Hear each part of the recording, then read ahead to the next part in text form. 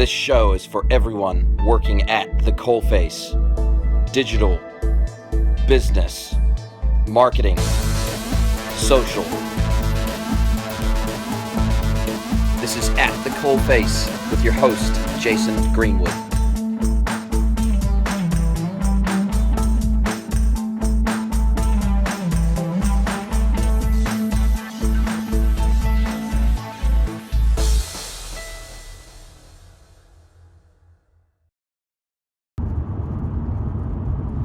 Welcome to At the Coalface with your host, Jason Greenwood. It's been a day or so since I have been able to shoot an episode. I've been really busy, and secondarily I've been riding my motorcycle to work. And as I've generally been shooting these videos so far, either on the way to work or on the way home from work, that's been my sort of best opportunity, best time of the day to sort of crystallize my thoughts, get them recorded, and get them out to you guys. So it's good to be back in the car. It was looking a bit gray and rainy today, so decided not to take the bike. So motorcycling is one of my great passions, and it also happens to be a great way to slice through the traffic and not have to deal with this Auckland traffic, because I am based in Auckland, New Zealand. Auckland is New Zealand's largest city, and unfortunately we have to deal with the same sort of level of traffic, well, maybe not quite, but close to the same level of traffic as you get in any big city. So it's great to be able to take that bike in and avoid that, but great to be back in the car, great to be shooting again. And oddly, it feels very strange when I don't do this now. I don't know, maybe it's like a strange purging, a strange cathartic thing that I need to do now, and it's becoming more habitual, it's becoming more regular, it's becoming more part of a routine, and that feels good. It feels good for this to become part of normal everyday life. Maybe it's like a Dear Diary, I don't know, but or a confessional, I'm not sure, but anyways, it is good to be back, and hopefully bringing value to you guys, hopefully learning new things together, hopefully sharing, looking forward to getting some feedback and getting the feedback loop growing, and getting your thoughts, getting your questions, getting your feedback on where this thing, whatever it is going to go. So today I thought I would take a slightly different tack to what we have been talking about, which has kind of been more the day-to-day experiences of my new role as e-commerce manager of HealthPost New Zealand, and take a little bit of a break from that and do a little bit of a look back. I guess now this is the last day of my first week with HealthPost, so it's a Friday. It was a short week. We had a holiday weekend because of Auckland anniversary on Monday, which means it is a 4-day week this week, and we have a 4-day week next week because of Waitangi weekend this weekend. So it's going to be very interesting to have 2 short weeks in a row. Then I'm off down to Greenwood in the South Island, which is where our dispatch center is, our operational center, our nerve center is. So I'll be heading down there, not next week, but the week after. So it'll be great to head down there. It'll be great to see the hub of the fulfillment operation, global fulfillment operations, get to meet some of our operational guys, get to meet our GM, get to meet some of our customer service staff, some of our e-com staff that are based down there as well from a project delivery perspective. So it's going to be an exciting couple of weeks coming up. But back to today, I really wanted to, take a short look back, even though I've only been here a week, and compare the experience of being back in the saddle of one business and being really working with one company versus agency side, where you typically in any given day you're working across 2, 3, 4 brands, maybe more. So what does that look like? What is the differences, and what are the pros and cons of both, I suppose. And one of the things, if I was to compare, last week I was still at Exceed, and there's no rest for the wicked, as they say. So I finished up last Friday at Exceed, and then this past Tuesday, this most recent Tuesday, I was at HealthPost. So really only had that long 3-day weekend break between them. So it was a real shift, I suppose, over 3 days, and so I guess that experience at Exceed is really fresh in my mind, and yet this week is obviously fresh in my mind from going straight into the business and trying to hit the ground running as best I can. So the experience that I would compare, or the takeaways that I would take away from that, just for those of you maybe debating, do I want to work for an agency? Do I want to get into a digital agency where I'm a wheel in a cog, where I'm maybe playing one role of many and delivering services to clients on a daily basis, meeting with them, trying to understand what their needs are, where you can add value, and also trying to add value to the business, the agency that you work for. So you've kind of got that dual commitment. You've got the commitment to the customer and giving them what they want, but you also have to help the agency be profitable. So you have to be looking out for the commercials of the agency, make sure you're tracking your time, simple day-to-day, the grind things that you have to do to make sure that the business that you're working for stays profitable enough to continue to both pay you, as well as to extend your services and your team's services to the customer base. So that's really one of the key differences. I guess you've got a little bit of a split allegiance in an agency. Yeah, you really are. You've got two employers. You've got your boss, or the company that has employed you, and their desire to make money off of your skill set and your knowledge and your capability. And then you've got the end customer, which is obviously trying to grow their business typically, and they want your expertise, whatever it may be, whether it be technical, from a development standpoint, a design standpoint, an architecture standpoint, or an ongoing marketing engagement where you're helping them do their digital marketing or grow their digital team, maybe even helping them source staff and find the right people to build the right digital team within the business so that they can move to the next level. So that's kind of your split allegiance, your dual allegiance. Now that's great. The upside of that is the fact that you are exposed to so many different business models. You're not only exposed to different business models, you're exposed to different pricing models, whether they sell products, whether they sell services. You're also exposed to different business models in terms of maybe B2C, so business to customer, maybe B2B, business to business, so doing more like a wholesale distribution business, or possibly they're a services business where there's no straight or typical e-commerce, where they're not selling a product online. They're trying to maybe expose their brand to the world and maybe take inquiries, so it's more of a content-based site as opposed to a product or catalog-based site with traditional e-commerce, add to cart, checkout, all the rest. Then the other thing that you're exposed to on an almost daily basis within a digital agency is all the plethora of systems and platforms that are in the marketplace. So then we're not talking just e-commerce platforms here. We're talking all of the commerce enablement platforms that are involved in being able to do business online. So we're talking payment systems, we're talking fulfillment systems, we're talking warehouse management systems, we're talking order management systems, we're talking ERPs, we're talking CRMs, so your customer relationship management software, we're talking content management platforms, so the likes of your HubSpots, the likes of your WordPresses, the likes of your expression engines, the likes of your other platforms that do that. Then if we go back to traditional e-commerce, you're dealing with a number of different platforms, and typically an agency will standardize because they need to. It's too difficult to have resources, especially development resources and highly specialized technical resources. It's just too difficult to have 5 or support 5, for example, e-commerce platforms, or 5 content management systems, or 5 CRMs. So typically an agency will form a partnership with a 1 or 2 e-commerce platform providers. Maybe it's Magento, maybe it's Volusion, maybe it's Shopify, maybe it's BigCommerce, maybe it's Demandware at the more enterprise end, and Magento Enterprise at the more enterprise end, maybe Hybris at the high end, and then maybe they've got a middle tier product, and maybe they have a lower end product or a cheaper based product that allows them to deal with entry level or startup e-commerce businesses.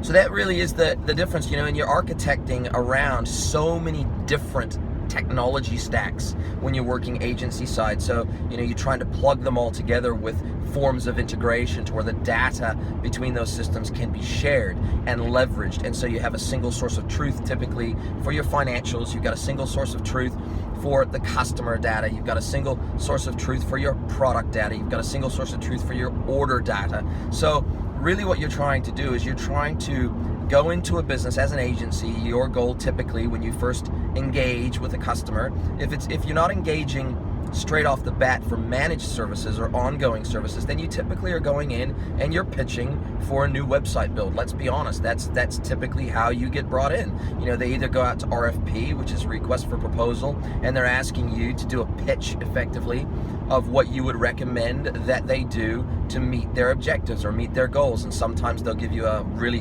thorough RFP document which will tell you what their needs are, what their goals are, some of the core functionality that they would expect to be in the solution. And then you fill out an RFP proposal from there, which really is a high-level pitch. It can either be a straight quote with a fixed price, or maybe it's an estimate, give or take 20%, or maybe it's a straight emotional proposal, which is this is how we do things. You're trying to change the game a little bit in terms of how you respond, instead of going straight technical and just answering bullet point by bullet point their RFP questions. Maybe you change it up a little bit, and you're trying to go back to them, and you're trying to change the discussion and be different to the 20 other proposals they're going to get. And you're trying to say, look, this is how we do business. This is our chocolate cake. Sure, other agencies and other companies might have similar ingredients to us, but the way we do it and the way we put our cake together makes our cake taste better. So sometimes you're shaking it up a little bit, and you're doing more of a proposal that really gives a high-level overview into your company and your skills, your experience, the people they'll be working with, maybe even a few insights into their brand from your perspective, and proving to them and showing to them that you really understand their brand, and you get their logos, you get their designs, you get their experiential side of their business. And sometimes that's the approach that you'll take, and it will very much depend on the customer and what their expectations are. So really you're trying to work with all of that, and then let's say you win the pitch. So let's say it's a straight pitch, and they're simply looking for you to come in and do a meet and greet, talk about who you are, and then they'll tell you a little bit about their project, maybe high level, maybe only give you a couple of key bullet points, and then expect you to really wing it and impress them. And oftentimes in these scenarios, they're going to do business with who they like the best. Sorry, that's just the way business is done still today. We're still talking about human beings. You might have the best product and service in the world, but if they don't like you when you go to meet with them or to do your pitch or to have a chat with them, then they're probably not going to do business with you. It's that simple. So those are kind of, whether you think you deserve the business or not is irrelevant. It's forming that relationship, it's forming that connection, showing empathy for where they're at in their business and what they want to achieve, and proving to them that is what matters to you, and that's what's most important to you, is helping them get what they want ultimately. And for every key contact that you deal with within that business, they're going to all want something different, because they're all trying to keep their jobs, they're all trying to do a good job, they're trying to deliver value back to their business, and you need to help them do that. You need to prove to them that you can help them do that you can actually deliver on what you say you can deliver on, to help them get what they need and to move ahead. So that's kind of a small insight into the agency side. If you've got any questions, some specific questions about the agency side experience, I've worked in several digital agencies now, and so I've got a good background, a good experience, a good knowledge of that day-to-day grind, that day-to-day hustle of working on the agency side, both from an initial upfront engagement perspective and an ongoing account management perspective. So feel free to shoot any questions through, and I'll do the best that I can to sort of give you some insights there. Now, if we look at the flip side of the coin, and you're looking at it from the merchant side or the customer side, as someone working inside of that merchant side of the business, it's a totally different ball game. You are the one that is the prey, so to speak. You're the one that is the valuable commodity to the agencies that you work with or the partners that you work with. And as an employee inside that merchant side, or let's say you're the business owner, you own that business. I've been on that side of the fence too. But either way, when you are a merchant, you hold your destiny in your own hands. And as an employee, as an e-commerce manager, or as a head of digital, or whatever role you may play, you might be a head of paid search. You might be head of different divisions, depending on the size of the merchant that you work for.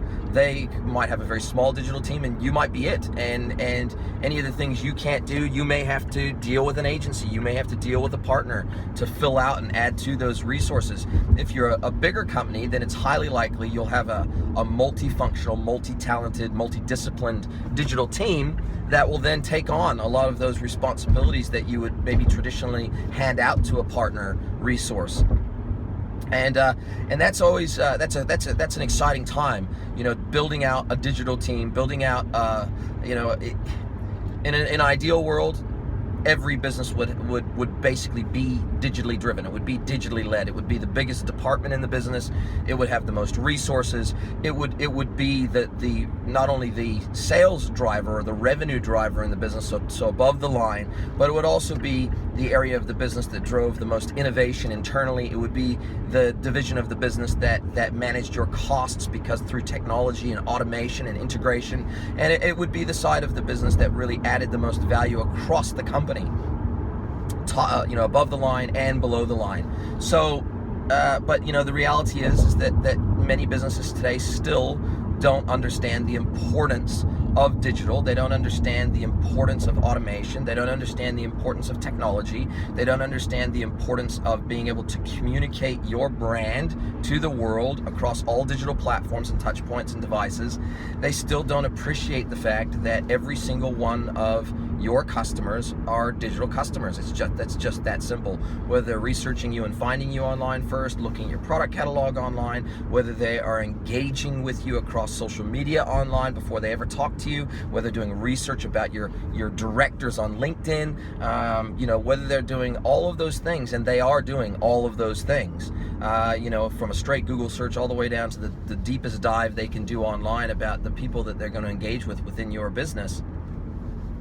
They are digital customers. That's the reality. And so, unfortunately, there's still a lot of businesses today that don't quite understand that maybe don't embrace it as wholeheartedly as they should. But the ones that do are the ones that win, and the ones that see digital as absolutely mission critical, the linchpin of their business, both from a sales, a marketing, an operational standpoint.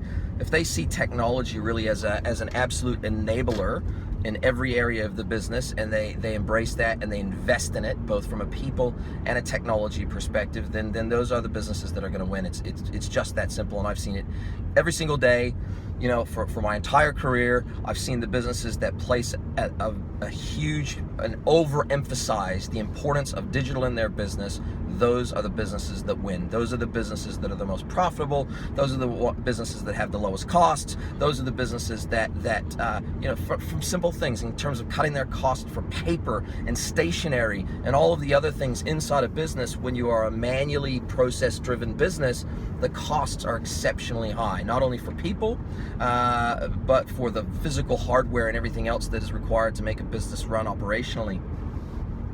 So those are really some of the key differences. And one of the other very nice things about working merchant side again is the fact that you get to focus 100% of your energy and your learnings and your ability and your time and your energy and your love and your passion. You get to expend that on one business.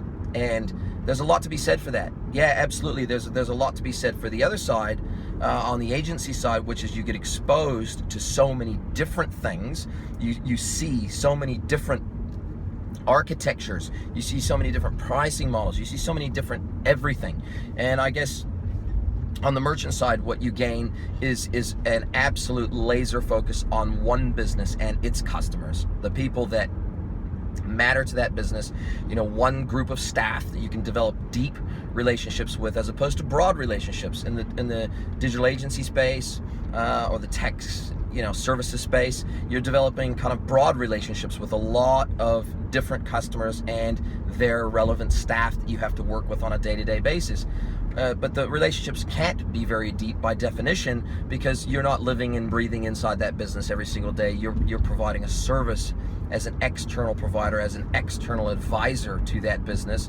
You might have people hot desking from that business, but they're still external, and so they're not part of that culture. They will by definition never be part of the inner circle, because you're always going to be viewed as a contractor. You're always going to be viewed as a service provider. They're never really going to fully open the kimono to you, even if you see their financials and everything else, even if you have access to their Google Analytics and all their other systems and technology. You still are not privileged enough to be in in the true inner circle of that business. So you will always be operating at a slight disadvantage to someone who's operating in the business. That's just the definition of the scenario. So, you know, being merchant side means that you are in that inner circle, that you are privy to the internal conversations that happen in whispered corners by the water cooler. You are privy to the politics of the business. You are privy to being able to see the internal agendas in the business, the struggle maybe between IT and digital and marketing. You know, these are you know, competing agendas. Often they're competing for budget.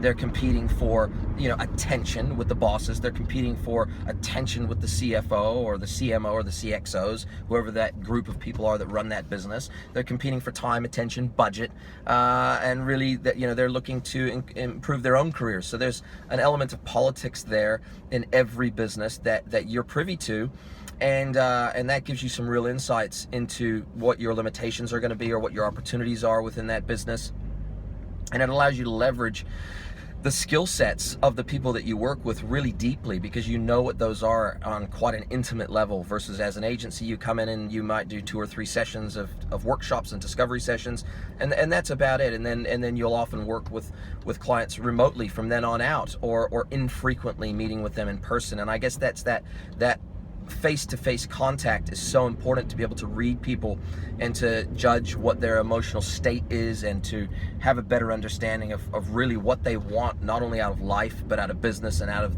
that immediate engagement. So there's definitely pros and cons to being on both sides of the fence. It's great for me to be back on the merchant side again. It's great for me to be diving deep in the business. It's great for me to be, you know, connecting with other staff on a really, I guess, more intimate level, because, you know, you have conversations in the lunchroom, you have conversations, you know, in passing in the office, you have conversations in formal meetings, you see them in different scenarios, interacting with bosses and colleagues and everything else. So, you know, there is a lot to be said for that constant engagement, that constant internal face-to-face contact, that you can't get that feel any other way. So, you know, it is exciting. And the other big thing about working merchant side is that your sole focus is on one group of customers, as opposed to customers split across a bunch of different merchants, a bunch of different businesses. So you get to understand your customer more intimately, more deeply, if you're listening. Yeah, you know, there are plenty of people that work inside a business for 20 years and really never understand their customer. But that's because they're not really listening, and they don't really care, and they don't really have empathy for the customer. They're there to make a paycheck, and that's it. But you know, we're very fortunate at HealthPost so far, from what I've seen. Everybody's engaged. Everybody is a mirror of the customer, so far from what I can see. We all have a passion for natural health. We all have a passion for improving people's lives. And so we are the customer. Not only do we understand and know the customer, but we are the customer, and that allows us to have an empathy and a knowledge of our customer that, you know, many businesses don't have, because they aren't a carbon copy, they aren't a mirror image of their own customer base. And, you know, I'm a big advocate for you know, trying to find people that have an alignment with your business, by being effectively the prototypical customer of that business. You know, where possible. That's not always possible, but where it is possible, it can create some really special things. It can create, you know, a special relationship between the business and the end customer, because you can have a unique level of empathy. You can have a unique level of understanding. You're developing the right products. You're developing the right services for your customer base, because you are the customer. You understand that customer so intimately, because you are one. You are the prototypical customer of that business. So those are some of the bit of rambling there, but hopefully it's helped you understand, I guess, the both sides of the fence view after my first week back in the game on the merchant side.